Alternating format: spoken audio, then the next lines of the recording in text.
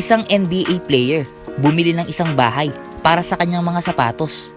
At isang pares ng sapatos, kinakailangan pa ng armed security para ma-transport. Dalawa lang yan sa 5 kwento natin sa videong ito. At sigurado ako na hindi ka maniniwala kapag sinabi ko sa'yo na ang isang pares ng sapatos ay muntikan ng magsanhi ng isang trahedya. Kung interesado ka sa kwento, halina't ating simulan. Simulan natin kay Shaquille O'Neal dahil idinisenyo niya ang isa sa mga kakaibang sapatos sa NBA. Ito ay ang Shaq Shoe Phone. Yeah, he right here. Flash right here. Hold on. Flash. What up? Shaq Shoe Phone, baby. Actually works. So habang nagbabasketball pala si Shaq, pwede siyang umorder ng pizza. Ngunit ibang insidente naman ang kinaharap ni Ja Morant dahil ang kanyang sapatos ay nagdulot ng kontrobersya sa buong mundo.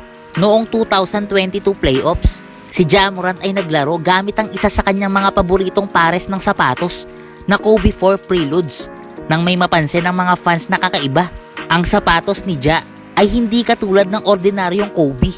Masyadong maikli ang dila, iba din ang pattern ng heels, at ang Nike swoosh ay hindi tama ang kulay. Literal na fake nga ito. At ang mga tao ay nagtataka kung bakit ang isang milyonaryo na manlalaro ng NBA ay gumagamit ng peking sapatos. Ilang araw lang ang lumipas, naging malinaw ang lahat.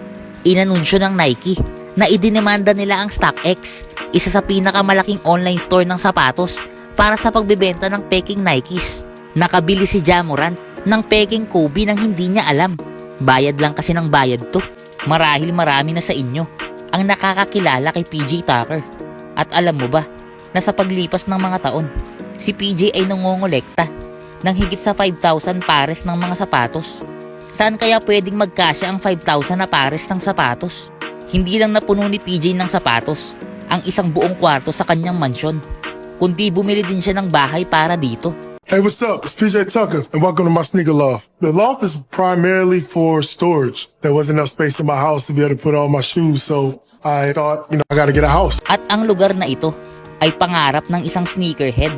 Dahil dito, iniimbak ni PJ ang pinakamahalagang sapatos at ang kanyang buong koleksyon, tulad ng kanyang Back to the Future Nike Mags o ang Stewie Griffin LeBron 6s, at maging ang pares na ito na PJ's Custom Diamond Swoosh Air Force Ones na nagkakahalaga ng mahigit $250,000. Solid, di ba? Almost 14 million pesos para sa isang pares ng sapatos. Ngunit alam nyo ba na mayroong isang pares ng sapatos na mas nagkakahalaga ng higit pa kaysa sa buong koleksyon ni PJ Tucker? Ito ay ang Dwayne Wade Leaning Way of Wade 4, at napakahalaga ng mga ito, kaya nangangailangan sila ng armed security para lang ma-transport ang mga sapatos na ito.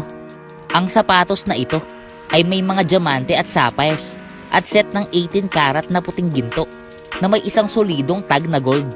Kaya noong 2016, nang sila ay inilagay para sa isang auction, sila ay nagkakahalaga ng isang kagulat-gulat na $4 million o 220 million pesos. Grabe, sino naman kayang bibili ng sapatos na yan? Ready ka na ba sa huling shoe story natin? Dito ay tiyak iisipin mo na sadyang marami talagang fans na patay kay Michael Jordan. Pero wait lang. Stop it. Nilike mo na ba yung video? Grabe naman yan. Nasa last part ka na, hindi mo pa din na-like. Sige na, i-like mo na. Share mo na din pag natapos. Alam mo bang may pares ng sapatos si Michael Jordan na muntikan ng magsanhi ng pagkamatay? Nang bumalik sa NBA si Michael Jordan mula sa kanyang pagre-retiro, tinanggap siya ng Nike at bumalik sa basketball gamit ang bagong tatak ng sapatos, ang Air Jordan 11 Concords. At nang makita ng mga tagahanga ang mga sapatos na ito, tila nawala sa pag-iisip ang mga fans. Kaya't makalipas lamang ang ilang buwan, naubos agad ang mga ito. At sa susunod na dekada, ito ay naging isa sa pinakasikat na pares ng sapatos ni Jordan. At noong 2011, masyadong pagmamahal ang pinakita ng mga tagahanga sa sapatos na ito. Dahil noong nagpa siya ang Nike na mag-drop ng isang retro na version ng Concords bago ang Pasko, ang mga sneakerhead ay handang ipagsapalaran ang lahat. Makabili lang ng mga pares nito. People who waited in line all night long to get the new Air Jordan basketball shoes flooded into Lafayette Square Mall just after 7 this morning. They literally broke a door off the hinges. This was the scene in Kansas City where people were sprinting through the halls. I got burnt, man. Look, it came all over my face. And officers arrested 3 other people for breaking down the mall door during all the chaos. Sobrang grabe. Lahat ng yun para lang sa sapatos ni Jordan.